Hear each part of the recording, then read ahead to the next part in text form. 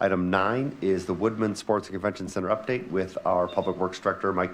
Good evening, Council. Again, Mike Payne, Public Works Director. So, this evening, for my update on the Woodman Sports and Convention Center, first, an update on a public event that's coming up on Saturday. So the Friends Group will be hosting the Woodman Center Community Day, and that is an opportunity. It's an open house style event for the community and the public to learn more about the project, to interact with folks who are involved with the project, and to meet local mascots. So that's going to run on Saturday, April 1st, from 10 a.m. until 1 p.m. The location's going to be on site where the proposed WSCC is expected to be located, and that's the former Sears building at Uptown Janesville on Milton Avenue. The address there is 2500 Milton Avenue. And another reason that they're putting this on is, again, for folks to become engaged with the project and talk with people that are involved and learn more about the project and ask questions and provide input. And so the link at the bottom of the screen there is woodmancenter.com. There's a blog post that includes the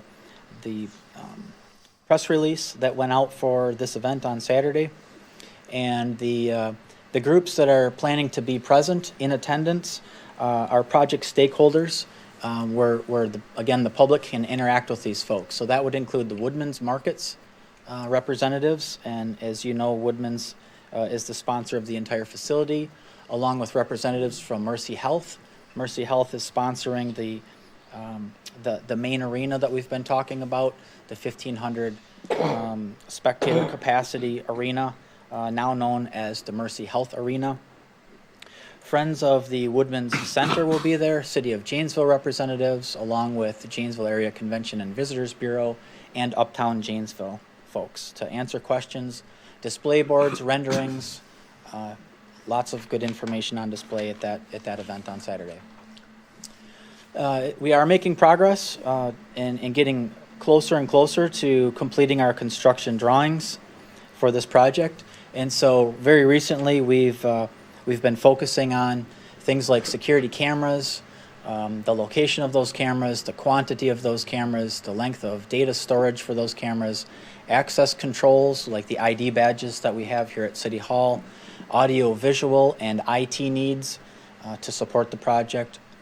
Talking about the layout of the administration area and the customer service counter and configuration, talking about storage within the facility and layouts and how we can best utilize vertical storage, because a lot of the storage that we're experiencing now at the current arena is kind of tucked underneath the bleachers. There's not a lot of headroom, and it's pretty tight.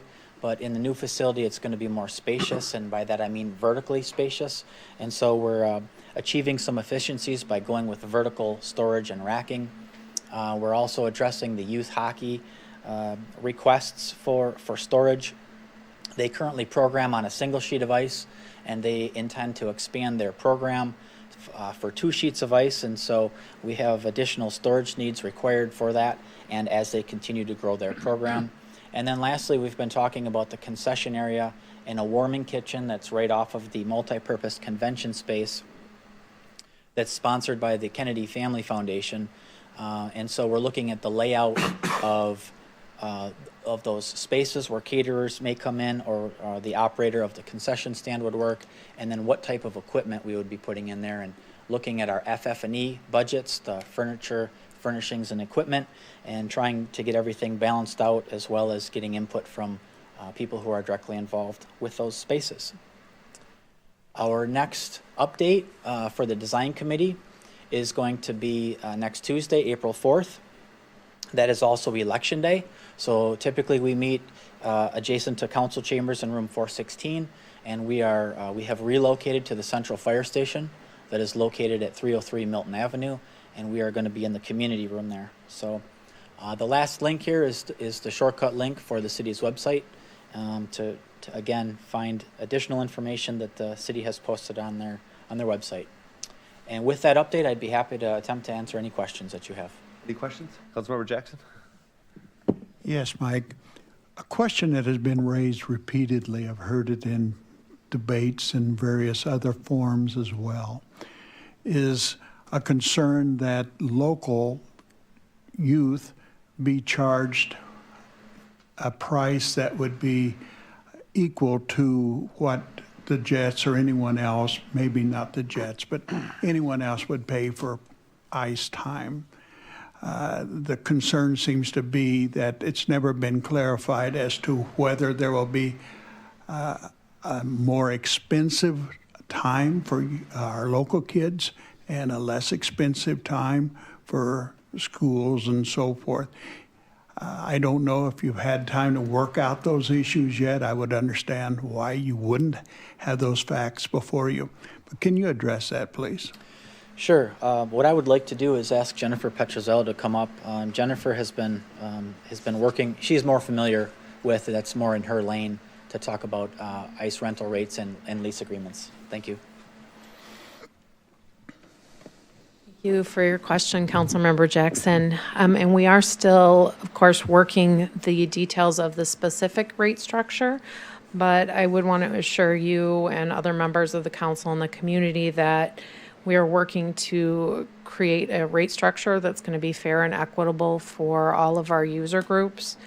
You may be aware, Janesville Youth Hockey is currently our largest user group at the existing ice arena. And one of the main reasons why this proposal includes two sheets of ice during the peak time is to help allow that organization to grow and host more tournaments and provide more opportunities for the youth in our community, as well as our high school teams and area high school teams that are currently practicing late into the evenings during school seasons. And or even traveling outside of the area, building in that travel time.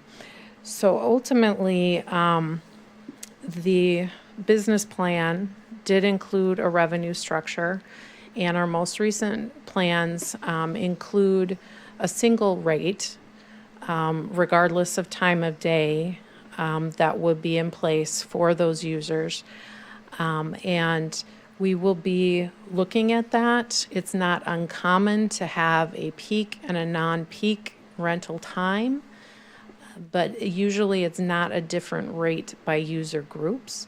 And it's more about trying to accommodate those users' needs and offering a competitive rate that is fair and equitable to all users.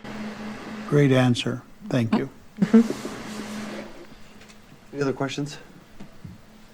Okay. Thank you.